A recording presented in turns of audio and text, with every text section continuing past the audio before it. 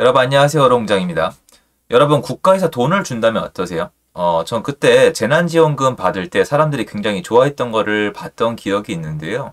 다른 형식이 또 있어요. 무조건 그냥 현금을 주는 거 말고도 여러 가지 형태가 있는데요. 우리가 잘 알아봐야 되겠죠?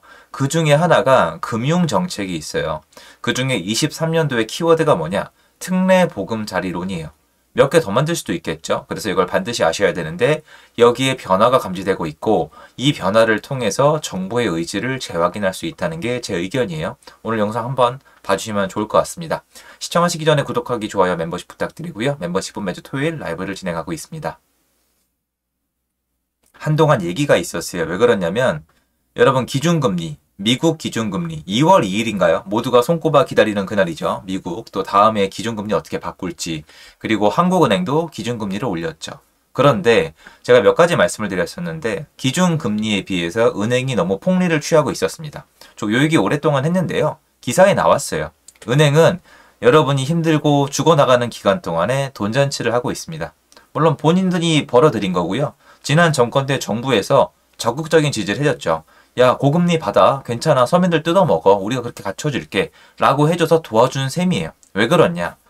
여러분, 이거는 사람들이 뉴스에서 아무도 안 다루는데요.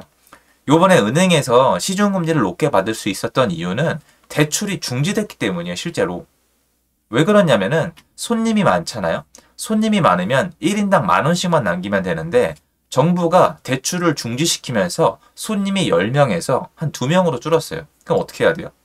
기준금리와 시중금리의 격차를 벌리면 돼요. 근데 이게 옛날엔 안 먹혔다고요. 이게 안 먹혀요. 왜 안 먹히냐?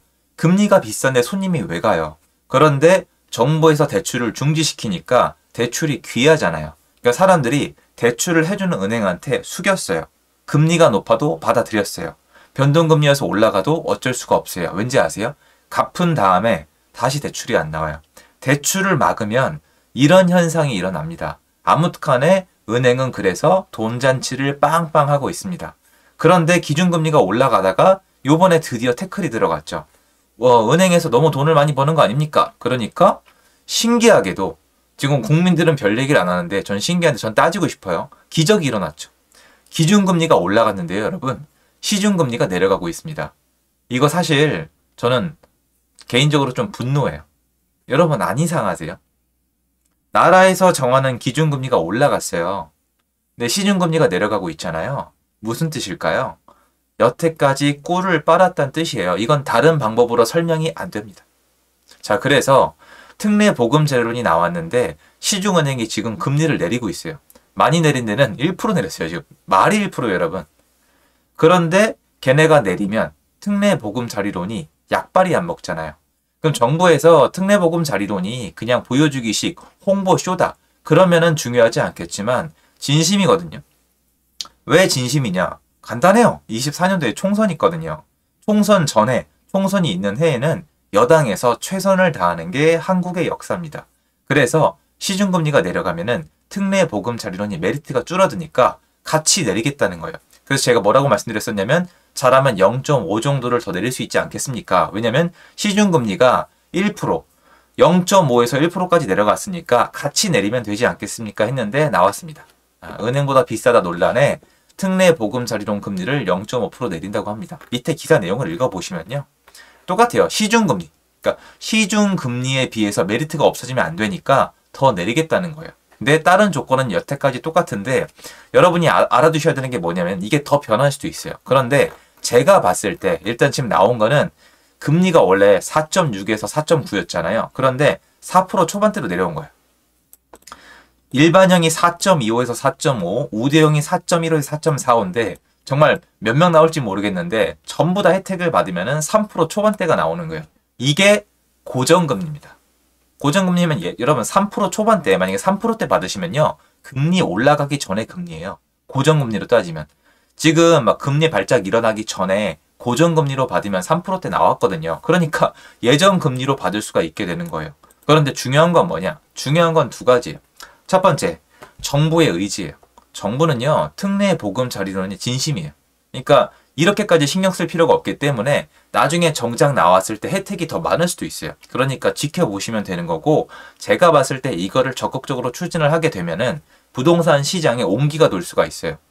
왜 설레발이냐? 그게 아니라 제가 부동산 시장 역사를 열심히 공부한 사람이잖아요. 거래량이 지금 여러분 600건, 700건, 800건, 900건, 1000건 이런 얘기가 나오고 있거든요. 지금 1000건을 바라보고 있잖아요. 무조건 많아야 된다는 게 아니라 역사를 말씀드리는 거예요. 서울의 아파트 거래량은 한 달에 5,000건에서 6,000건, 전 6,000건 잡고 쓰거든요. 6,000건이 평균이에요. 그만큼 사람들이 경제활동을 딱 그만큼 해왔어요. 굉장히 오랜 시간 동안이요. 아파트가 더 많아졌잖아요. 근데 지금 1년 동안 1000건이 못 넘은 경우가 1000건 위아래로 왔다 갔다 하거든요. 1년 동안. 그러면 이게 정부 입장에서도 부담스럽고 뭔가 이상한 거예요. 사실 이상하다고 보는 게 맞습니다. 평균을 봤을 때. 그래서 정부가 거래를 늘리고 사람들이 내 집 마련하는 걸 도와주고 싶어서 특례 보금 자리론을 만든 거예요. 그러면 지금 이게 인기가 대단히 많은 게 문제가 아니라 절대량을 보자고요. 기저효과가 있잖아요. 집을 아무도 안 사다가 이걸 이용하는 사람만 집을 사도 굉장히 많아질 수 있어요. 예를 들어 드릴게요. 6,000명이 서울 아파트를 사다가 특례 보금 자리론이 나와서 6,000건이 6,500건에서 7,000건이 됐어요. 6,000건이 7,000건이 되면은 늘어난 건 맞지만 제 경험상 그 정도 거래량 변동은요. 가격이 변하지 않거나 빠진 적도 있어요.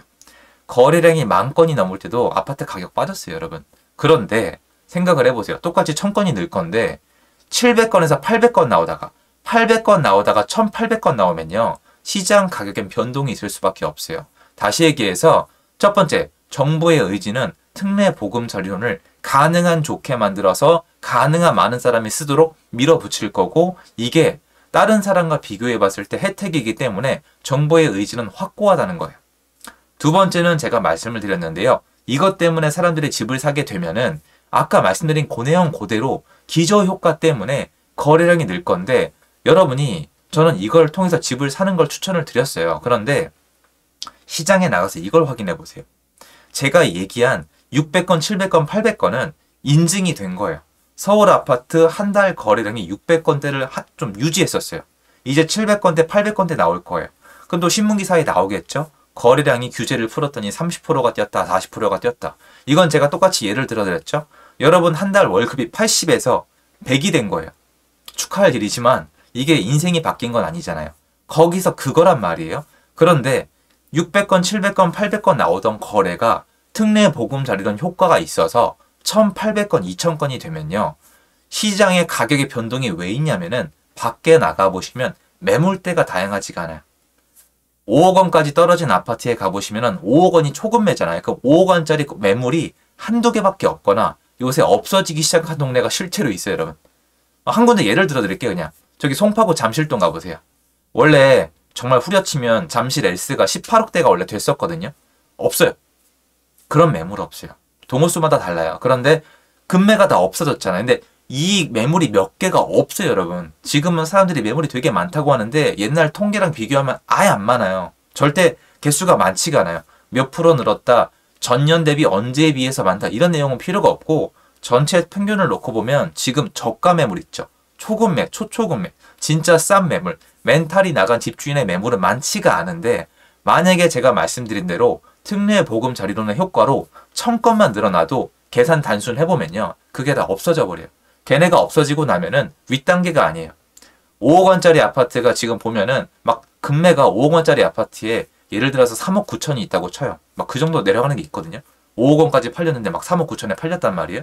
그럼 3억 9천짜리가 매물이 있다 하더라도 3억 9천짜리가 팔리면 3억 9천 다음에 4억, 4억 천, 4억 2천이 아니라 갑자기 4억 5천 이런 식이에요.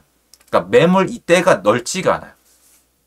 이미 뭐 매도인 중에서 결정해야만 하는 분들은 결정을 했으니까 헐값에 팔던 아니면 전세를 놓던 그것도 안 되면 대출을 놓던 돈이 있으면 공실로 놓던 망하든 말든 지가 알아서 한단 말이에요. 그래서 지금 매물대를 놓고 봤을 때 특례 보금 자리론이 효과가 있으면은 갑자기 호가대가 위로 올라올 수가 있어요. 막 예전 지난 정권 5년처럼 비정상적으로 막 폭등한다 이런 뜻이 아니라 만약에 집을 마련하고 싶으신 분들은 제가 오늘 말씀드리는 내용에 대해서 생각을 해볼 가치가 있단 말이에요. 그러니까 이상한 걱정인데 혹시 특례 보금 자리론이 효과가 생각보다 세면은 여러분이 봐뒀던 아 이제 드디어 떨어지는구나. 고점 대비 40%가 떨어졌구나. 그 매물은 이제 못 사신다고요. 이게 폭등한다는 뜻이 아니라 예전에 가지고 있던 분들이 이제 올라갈 거니까 괜찮아요. 고생하셨습니다. 이제 복귀합니다. 다시 폭등합니다가 아니라 내 집 마련을 희망하는 분들 중에 특례 보금 자리론에 대해서 회의감이 드시는 분들은 정보의 의지를 확인해 보시고 시장에 나가서 이걸 내가 사용해서 지금 살 가치가 있을까? 시장이 지금 이게 먹히면 어떻게 바뀔까에 대해서 당연히 내 자산에 대해서 플레이하는 거니까 공부를 해봐야 되지 않겠습니까? 저는 무척 중요한 부분이라 생각하고 지금 현장에 나가서 확인할 가치가 경제적으로 있을 거라고 생각이 돼요. 요거 말씀드리고 싶어서 영상을 켰습니다. 도움됐으면 좋겠고요. 제 영상은 여기까지입니다. 감사합니다.